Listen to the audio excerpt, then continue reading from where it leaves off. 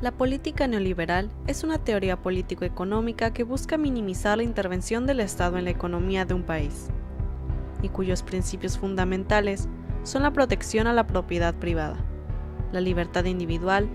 la libre competencia de mercado y la privatización de empresas estatales. Hoy en día, el neoliberalismo es la política mayormente aplicada en el mundo, pero sus orígenes no son recientes, debido a que se ha ido formando y construyendo a lo largo de los años.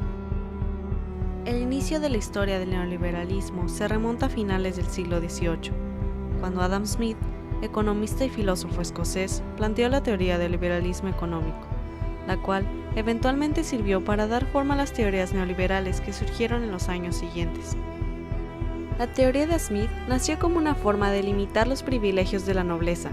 proponiendo que la mejor forma de alcanzar el desarrollo económico de un país era a través de un mercado libre sin la intervención del Estado,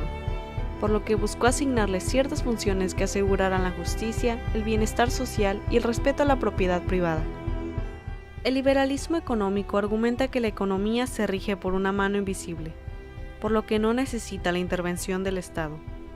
Esto quiere decir que se regula sola, de manera natural y sin la necesidad de ser controlada. A esta práctica se le llama laissez-faire, que significa dejen hacer, dejen pasar, e implica permitir que el mercado actúe libremente y siga su curso natural. Por esto mismo, se puede decir que el liberalismo económico posee tres principios fundamentales: la libertad individual, la propiedad privada y la iniciativa privada de empresas,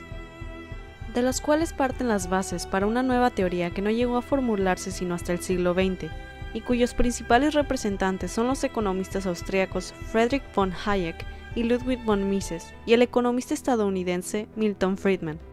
Dicha teoría llegó a denominarse como neoliberalismo, y surgió debido a la necesidad de encontrar un camino diferente que permitiera evitar nuevos fracasos económicos como los vividos en la Gran Depresión en 1929.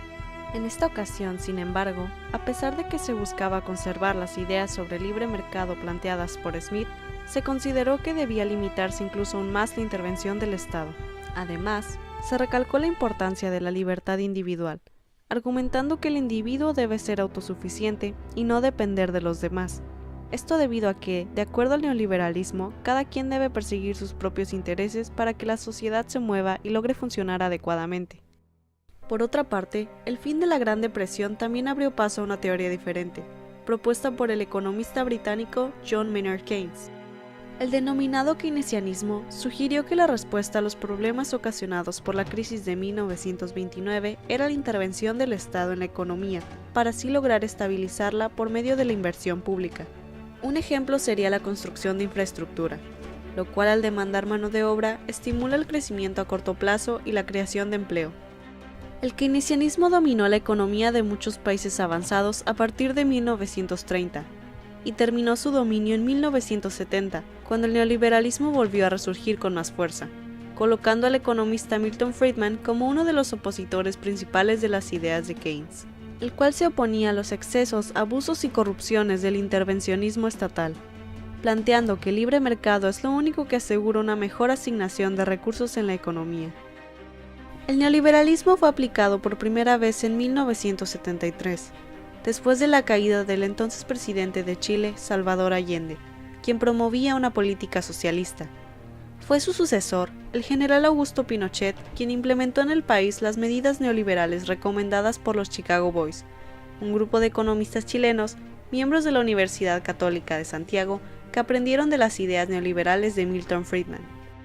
En Chile, las nuevas ideas neoliberales no solo se introdujeron en el área económica, sino también en los sectores laborales, de salud y de educación. Se privatizaron empresas estatales, se suprimió el control de precios y se redujo el gasto público. Sin embargo, la calidad educativa bajó y los servicios de salud de calidad terminaron siendo para unos pocos, por lo que el descontento de la población y el desgaste de la política neoliberal propiciaron la derrota del régimen dictatorial que se había establecido en el país. El neoliberalismo llegó a México a partir del año 1982, con la elección de Miguel de la Madrid como presidente del país. Debido a que México quería formar parte de la economía global, se consideró necesario abrirse al comercio exterior y comenzar a crear lazos con el Banco Mundial y el Fondo Monetario Internacional,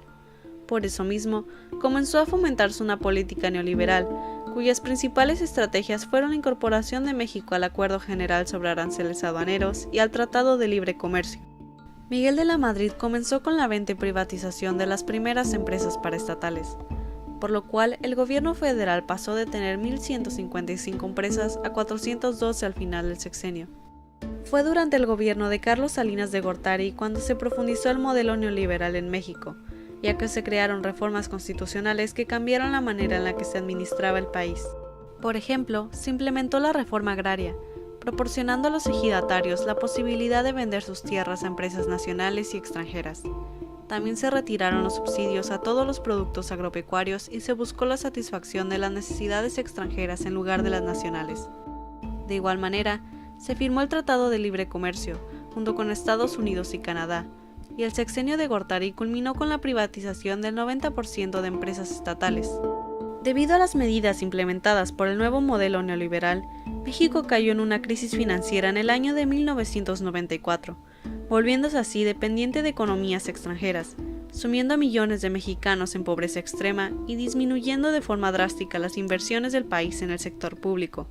lo cual, en pocas palabras, se traduce a que la aplicación del modelo neoliberal en México no fue adecuada y en lugar de fomentar el desarrollo económico, llevó al país a una situación financiera inestable que afectó a la mayoría de la población.